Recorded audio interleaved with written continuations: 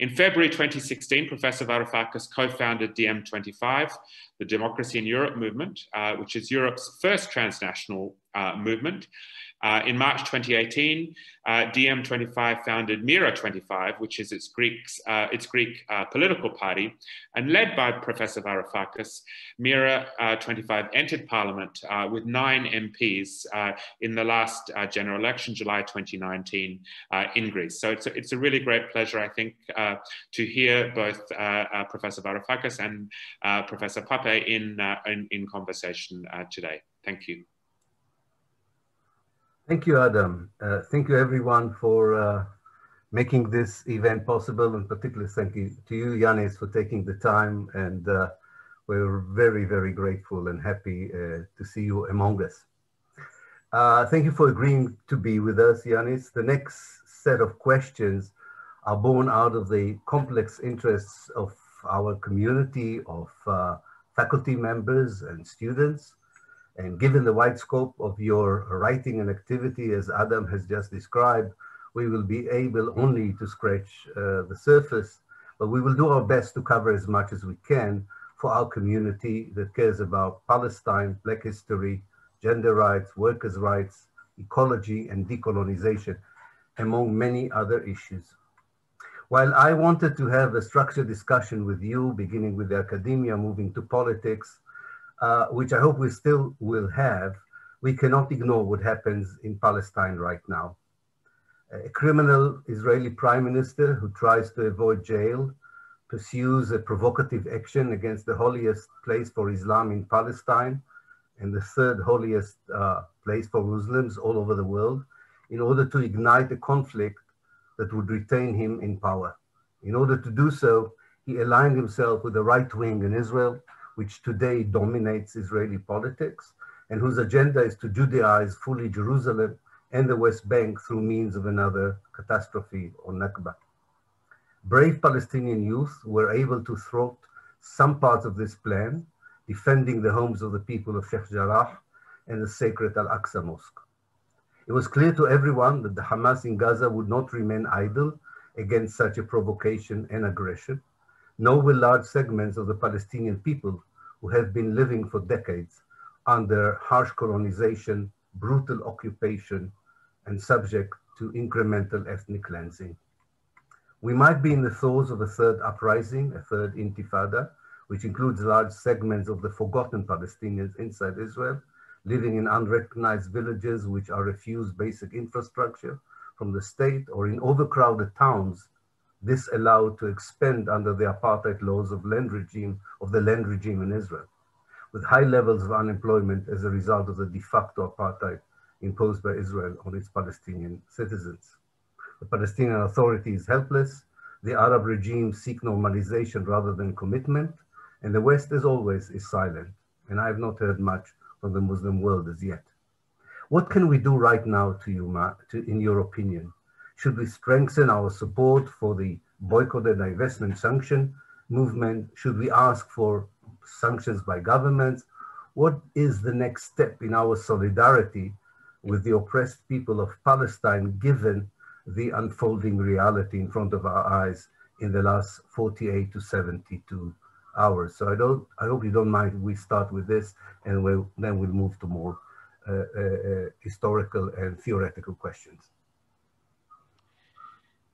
Ilan, thank you very much for not just the invitation, but for everything you've done over the years, the decades, to illuminate what is going on and to help me personally understand what's going on. You asked me, what should we do? And you listed a number of things. The answer, of course, is all of the above. We need to take this struggle for primarily informing people and also calling upon governments, shaming governments into taking a position, and not to pretend that this is some conflict between two equals that the rest of the world has the right to look upon dispassionately. I remember, let me just state this for the record, I've been following your writings for many, many years. And I remember something you wrote, I think it was 12 years ago, something like that. I kept a note of it because I have a long archive on the Palestinian question, because was it Edward Said who said that? I'm not sure whether it was Ed Said or someone said that until the Palestinians liberate themselves, Europeans and Americans are not going to liberate ourselves. And I think you had written that, and I'll just quote that because I've got it here on my screen. It seems that even the most horrendous crimes, such as the genocide in Gaza, are treated as desperate events, unconnected to anything that happened in the past and not associated with any ideology or system. This is, if you watch the BBC today or listen to Radio 4 or the World Service, it's exactly that. There is some factual reporting that so many rockets were fired from Gaza, and so many bombs landed in Gaza, and this building was demolished, and so many people died, and so many. But it is as if, to quote again your brilliant words, it is as if the whole thing is unconnected to anything that happened in the past and not associated with any system or ideology. That is racism in action. That's what it is. The moment you take just the figures of a conflict and you take it out of the context of effectively an ongoing project that has been going on now for decades of ethnic cleansing, of pushing a native people off its land in order to effectively wipe the slate clean.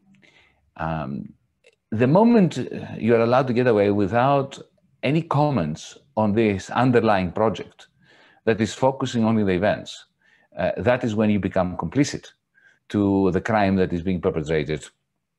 And you can see that in Germany, for instance, which is a country that is populated by people who are desperately trying to escape a dismal past by being politically correct.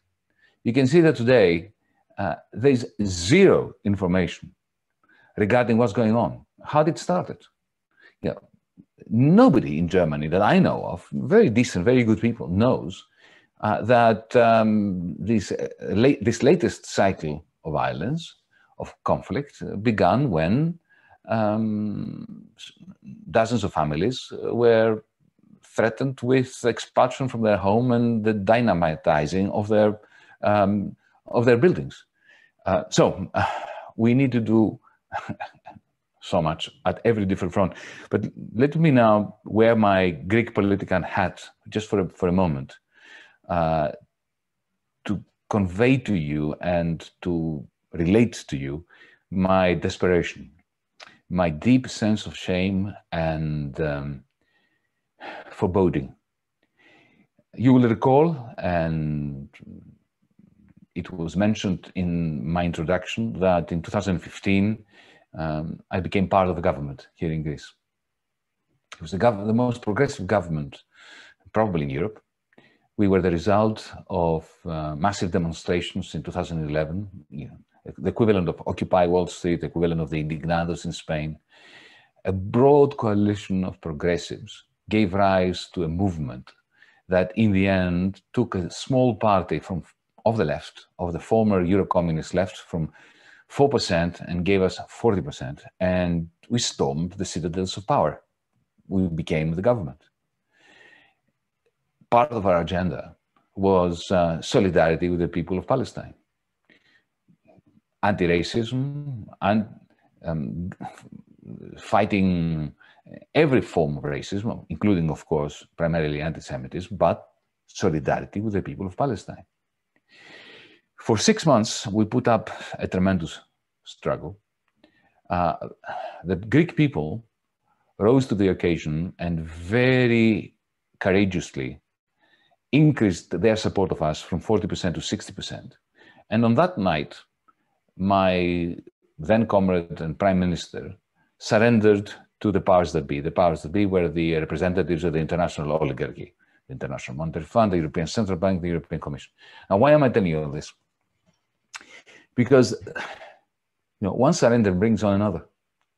Within weeks after my resignation, after that surrender of our government, which was supported by people who had shown remarkable solidarity to the Palestinians since the 1980s and before. Yasser Arafat, when he escaped Beirut, if you remember back in the early 1980s,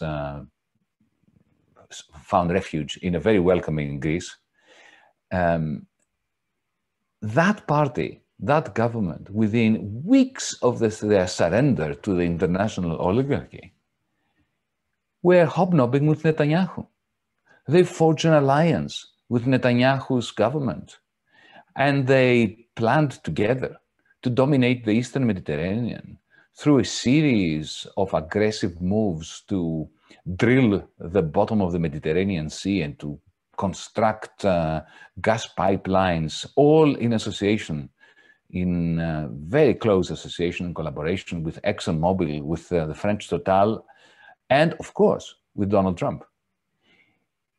That degeneration of a political progressive government movement in whose DNA support of the Palestinian people was embedded so quickly into a staunch ally of Netanyahu, I have to tell you that this hurt me even more than the actual surrender to the Troika. Because, deep down, we all want to give our comrades, even when we disagree and fall out with them, we want to give them the benefit of the doubt. So there is no doubt that we were under immense pressure from international finance to buckle. Now, I don't think we should have ever considered buckling, especially after that tremendous victory in the referendum of the 5th of July 2015. But, in the end, something at the back of my mind wanted to forgive, to give a good cause to my comrades, Tsipras, for instance, for surrendering. But the sight of him hobnobbing with Netanyahu, the manner in which the so-called party of the radical left immediately forgot its solidarity to the Palestinian people. Let me give you an example. Now they're in opposition. Of course, the Greek people have a tendency, quite rationally and wisely, to punish every party that betrays its commitments. So now we have a very right-wing government that overthrew that Syriza government. Now they're in opposition now. They're still supporting this treaty with Netanyahu. I stand on the floor of our parliament and I address political parties and I'm saying, is this not the time, at least to recognize the Palestinian authorities as a state? Even though I am of the belief that now the two-state solution is gone and past, and I think, like you, I support one democratic state for everyone. I challenge them to say what they will do in order to restore Greek support for the Palestinian people. And they look at me, even the comrades of the left, they look at me in the eye and they keep silent.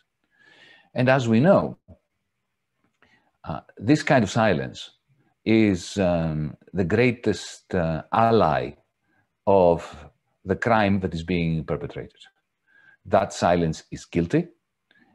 That attempt to take an equal position, or actually not an equidistant position, not to take sides, is simply a vote of confidence for Mr. Netanyahu. So our struggle here in Greece is to reignite the support for anti-racism everywhere in the world, for fighting anti-Semitism, while at the same time bringing to the court of public opinion the news of the apartheid policies that are being practiced in Israel. I'm very pleased that Human Rights Watch delivered their report on apartheid. I feel personally indebted to B'Tselem and to other comrades in Israel for bringing up the question of apartheid. This is what we're trying to do as DiEM25 in Germany in particular, where you are almost immediately silenced as an anti-Semite if you talk about apartheid. So if you're an anti-racist, you are immediately assumed that to be an anti-racist means that you're an anti-Semite. we need to fight at many different fronts, at all levels, simultaneously, ceaselessly, night and day. Sorry for taking so long to answer, but this really hurts because this place here used to be, at least when it came to support and solidarity for the Palestinian people, quite solid. We are no longer solid. We've been corrupted by the oligarchy and by the promise of security alliances against Turkey, as if this is going to provide security to anyone. Yes, I'm so glad that you're saying it, because as you know, you'll ask the Israeli foreign minister or foreign ministry diplomats which are the countries in Europe which they find are the best allies of Israel at this moment in time. Unfortunately, Greece would be one of them.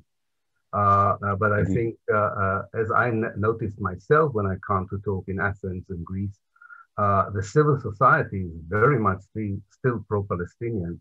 And in that respect, we still have hope that also politics from above in Greece would return to what they used to be, because Palestinians need every possible ally, definitely in the Mediterranean and in places in Southern Europe, which are so near to Palestine and the struggle of the Palestinians.